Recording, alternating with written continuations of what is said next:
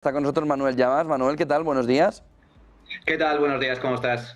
Bueno, viendo a ver, no está von der Leyen en la COP29 que estamos escuchando a la Guterres, entre otras cosas porque tiene que hacer el nuevo gobierno europeo, entre otras cosas hay que ver si va a ampliarse el estudio, el análisis, la entrevista a Teresa Rivera, para ver si tiene las competencias para las responsabilidades asignadas. ¿Qué opinas?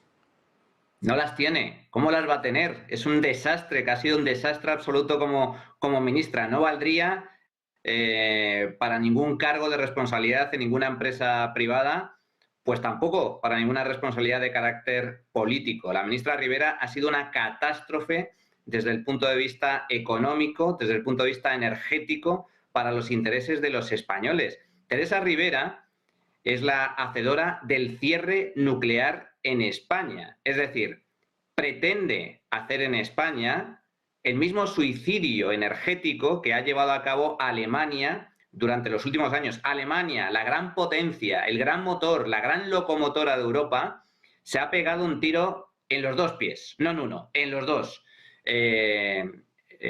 Directamente reduciendo o eliminando la energía nuclear y apostando por energías renovables. Eso se ha convertido en un desastre desde todos los puntos de vista. La factura energética en Alemania ha aumentado de forma muy sustancial y eso explica en parte también el deterioro en la competitividad de la otrora poderosa, todopoderosa industria germana. Tanto es así que Alemania no solo ha aumentado el precio de la electricidad, sino que además contamina más que nunca, porque como necesitan las energías renovables una fuente de respaldo, pues ha vuelto a apostar por las térmicas, es decir, por quemar carbón, como si no hubiera un mañana, mucho más contaminante, menos efectivo, para poder garantizar el suministro energético. Pues bien, esa misma política desastrosa, única en el mundo, sobre lo que no hay que hacer, es lo que pretende hacer Teresa Rivera en España. Teresa Rivera es la gran responsable, junto con Pedro Sánchez, junto con Carlos Mazón, del desastre de la Dana. Y lo es porque Teresa Rivera no ha hecho las infraestructuras que estaban previstas para minimizar el riesgo de inundaciones y minimizar el riesgo de desbordamientos en el río en la zona de Valencia. El Barranco del Pollo, que ha sido precisamente el afluente que directamente se ha desbordado y que ha provocado la gran catástrofe que hemos visto en las últimas semanas, el pasado 29 de octubre, martes negro en España, había una serie de obras, una serie de actuaciones precisamente para evitar ese riesgo. ¿Que dependían de quién? Del Ministerio de Transición Ecológica. Dependían de Teresa Rivera. Y no solo no lo han hecho, sino que ha dedicado miles de millones de euros directamente a eliminar embalses y a eliminar determinadas infraestructuras hidrológicas con el objetivo de que los ríos discurran libres, de forma natural, por los cauces naturales. Pues bien, eso en gran medida es lo que ha agravado el desastre de la Dana en Valencia. Por lo tanto, Teresa Rivera no tiene ninguna capacidad, ninguna competencia, ninguna valía para representar a España, ya no solo las autoridades comunitarias, sino que debería ser directamente expulsada del gobierno y de cualquier tipo de responsabilidad política. Pues bien, eso es lo que hemos enviado a la Comisión Europea, así que si finalmente sale escogida como comisaria, que se preparen los europeos porque es absolutamente una nulidad, nefasta desde todos los puntos de vista. Manuel, Bitcoin como efecto colateral, ¿no? Como efecto principal de lo que está sucediendo en el inversor después de la victoria de Trump. ¿Qué significa? ¿Qué pone encima de la mesa? Y sobre todo, ¿cómo deja ese sistema de control de las CBDCs? El Bitcoin ha venido para quedarse. Yo creo que ya llevamos ya muchos años por parte de distintos economistas, gurús, diciendo que el Bitcoin es un experimento que no va a ningún lado, que va a desaparecer, que su tendencia es ir a cero. Bueno, está sucediendo todo lo contrario. Cada vez son más las personas que apuestan por esta moneda digital que es única, que tiene unas características exclusivas que no tienen otro tipo de criptodivisas, como el hecho de que tiene, bueno, la emisión de moneda está limitada de antemano, una moneda absolutamente descentralizada sobre la que nadie tiene control real y esa es la clave de su éxito. Pues bien, estamos viendo un nuevo rally. ¿Por qué? ¿A qué responde este rally? Hay dos factores, uno de carácter estructural, digamos que cada vez está más aceptado desde el punto de vista institucional, y prueba de ello es que ya hay ETFs, se ha permitido, se ha regulado esta criptodivisa para que se pueda operar con ella en los mercados financieros, y eso lógicamente expande su utilización. Y luego está el gran factor que ha disparado la cotización de Bitcoin en los últimos días, que es la victoria de Donald Trump. ¿Por qué? Pues básicamente porque, a diferencia de lo que estaba reclamando, lo que estaba proclamando la administración Biden y la candidata demócrata Kamala Harris, apostaban por regular, que no nos engañemos, regular en manos o en boca de un político significa restringir, prohibir, poner trabas. Pretendían regular Bitcoin y el ámbito de las criptomonedas, y también apostaban por la creación de monedas digitales controladas por bancos centrales, como estamos creando o estamos impulsando aquí en Europa, una vez más de forma errónea, de forma equivocada. Pues bien, ese era el planteamiento que tenía Kamala Harris, ese era el planteamiento de la administración Biden. Trump tiene un planteamiento radicalmente diferente. Trump apuesta por Bitcoin y rechaza cualquier tipo de regulación, prohibición, restricción sobre esta moneda. Y también es contrario, o al menos no se fía de este tipo de proyectos para crear monedas digitales en manos y controladas por los bancos centrales, es decir, por los políticos, por los estados. Eso es lo que explica la brutal subida de Bitcoin en los últimos días. Veremos hasta dónde llega el rally, pero independientemente de todo, Bitcoin es un activo tremendamente volátil. Por lo tanto, igual que sube con fuerza, puede caer con fuerza. No es la primera vez que sucede y no será la última. Lo que está claro es que de cada vez que se produce un movimiento tan fuerte como el que estamos observando en los últimos días, de fuertes subidas y después de fuertes bajadas, lo que sí es cierto es que el suelo de cotización siempre acaba subiendo.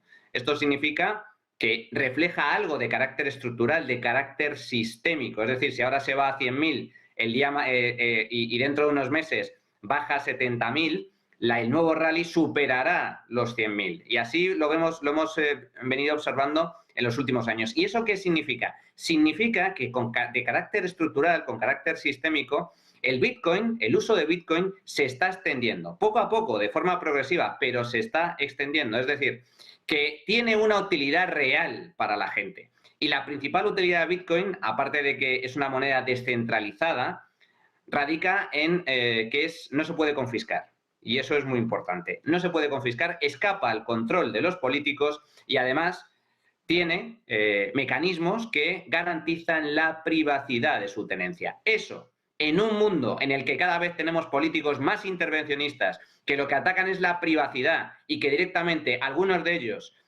amenazan con la expropiación de activos vía impuestos o directamente mano militar y vía decreto, el Bitcoin cada vez va a tener un valor más importante para garantizar la libertad individual. A partir de ahí, el otro elemento fundamental, volviendo aquí a España, está alrededor de cómo se está haciendo la ayuda. Dinero de los impuestos de los contribuyentes, dinero para los afectados. Vemos cómo los empresarios están viendo que ese dinero no es lo que le estaban diciendo, son préstamos que van a tener que devolver. No es una ayuda directa, es que te doy un préstamo que me vas a tener que devolver. Y muchos tienen el negocio ahora mismo arruinado, Manuel. José Antonio, Pedro Sánchez mintiendo. ¡Oh! ¡Sorpresa! Pedro Sánchez mintiendo, el gran mentiroso del Reino de España. No hay mayor mentiroso que Pedro Sánchez. Una vez más, ha engañado a la gente. Las ayudas no son ayudas. En gran medida son préstamos. Es más, es todavía más perverso lo que ha anunciado Pedro Sánchez. Para empezar, ¿cuál es el coste económico del desastre de la gota fría en Valencia? Las últimas estimaciones, ya independientemente de la estimación que hace el gobierno de la Comunidad Valenciana, que a lo mejor está inflado, posiblemente esté inflado. Ellos hablan de un coste superior a los 30.000 millones de euros. Pero los economistas, las empresas que han empezado a realizar estimaciones al respecto, calculan que el coste económico de la reconstrucción y de la cobertura de daños de la gota fría en Valencia superará en todo caso los 20.000 millones de euros. 20.000 millones, ¿eh? Por lo tanto, punto 1. Las ayudas que ha anunciado Pedro Sánchez son muy inferiores a lo que realmente necesita la población afectada. Concretamente, como mínimo la mitad. Por lo tanto, se queda corto las ayudas. Pero es que luego está la segunda parte. Vayamos al detalle de las ayudas. ¿Qué incluyen las ayudas? Ese primer paquete de ayudas que ha anunciado el gobierno del Partido Socialista asciende a 10.600 millones de euros. Pues bien, de esos 10.600 millones de euros, casi la mitad, 5.000 millones, son créditos ICO, es decir, son préstamos. Son préstamos y como bien estás comentando, José Antonio, ¿de qué te vale una ayuda si has perdido la casa, has perdido el coche? Una ayuda no, ¿de qué te vale un crédito si luego vas a tener que devolverlo? Eso no significa en ningún caso que te vaya a cubrir las pérdidas, sino que pides dinero prestado para hacer frente a una situación dramática, pero luego vas a tener que devolver el dinero. Por lo tanto, no es ninguna ayuda, es un crédito. Un crédito subvencionado, un crédito con otro tipo de facilidades, es un crédito público, pero no deja de ser un crédito que hay que devolver. 5.000 millones, la mitad del paquete de ayudas que ha anunciado Pedro Sánchez. Pero es que hay más, porque dentro de esos 10.600 millones también incluye 3.500 millones de euros que son seguros. Es lo que van a pagar las aseguradoras privadas. Eso no es ayuda pública. El Consorcio de Compensación de Seguros es una entidad pública, pero el dinero que maneja es privado, porque el consorcio se alimenta, se nutre de las primas de los seguros que pagamos todos los españolitos de a pie. Ese dinero no es público, ese dinero sale de nuestros bolsillos. Es una cobertura de carácter privado. Por lo tanto, de forma maniquea, de forma torticera, de forma absolutamente manipuladora, Pedro Sánchez está incluyendo una partida que no sale de los presupuestos generales del Estado. Son 3.500 millones de euros que sale de las aseguradoras privadas, de los seguros privados que pagan todos los españoles. Por lo tanto, estamos hablando de que de esos 10.600 millones, 8.500 millones no son ayudas, son seguros privados y son créditos públicos, no son ayudas a fondo perdido. Por lo tanto, la ayuda real que ha anunciado Pedro Sánchez a los afectados se reduce a la ridícula cifra de 2.100 millones de euros. 10 veces menos de lo que necesitan los afectados por la gota fría. 10 veces menos. ¿Sabes cuánto se ha gastado? Bueno, bien lo sabes tú. ¿Cuánto se ha gastado el gobierno de Pedro Sánchez en comprar el 10% de Telefónica?